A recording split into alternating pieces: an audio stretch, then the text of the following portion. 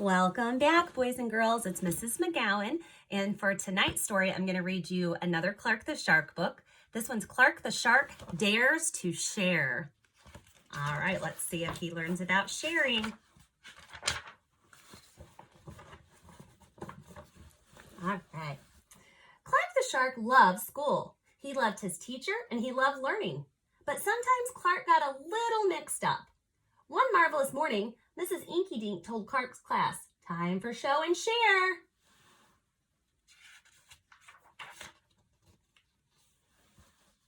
Benny Blowfish went first. He played a song so sweet and sassy that Clark couldn't help but dance his funky shark dance with a hip and a hop and a skiddly-widdly whop.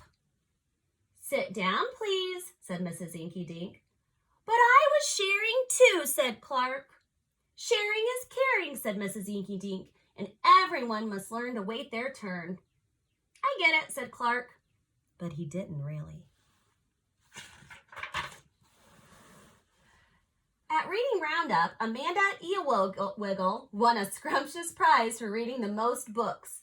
"See slug ice cream?" asked Clark. "Yum, yum, I want some." "That's up to Amanda," said Mrs. Inky Dink. "But sharing is caring," cried Clark. Mrs. Inky Dink nodded. "Yes, I'm aware, but the giver chooses when to share." "Sharing's so confusing," said Clark. In wreath hockey, Clark chose to share his spectacular skills. "Hockey is awesome!" he roared. Clark front faked and back faked. He stick checked and decked. In the end, Clark did everything but pass the puck. His teammates were cranky.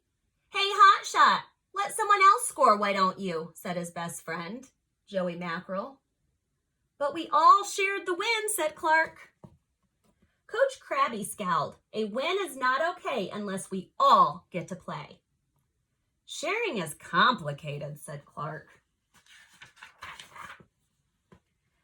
After school, Clark and Joey Mackerel played Sea Wars at Joey's house. "Wow, is that Dark Waiter?" asked Clark.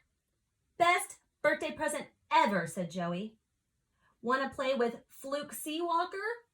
Clark really wanted Dark Waiter, but Joey asked him to wait his turn. Then, when Joey went to get them a snack, Clark couldn't resist. "Must be my turn." It was, after all, the coolest toy ever. "Sea Wars rocks," said Clark. "Pow, bam, crunch. Oops." "Clark," cried Joey, "you broke it." "Sorry," said Clark. "I was sharing."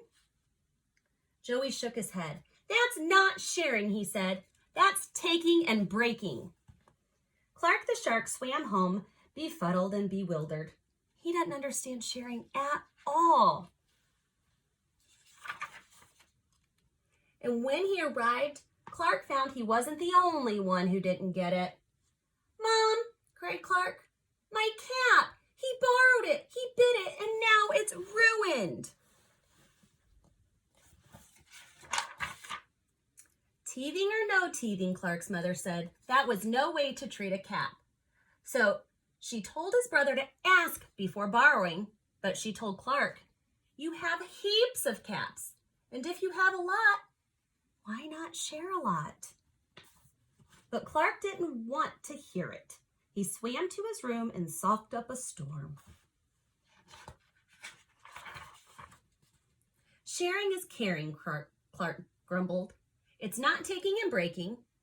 But this only reminded him of what he had done at Joey's house. Clark's head hurt as if a big sharky thought was trying to break free.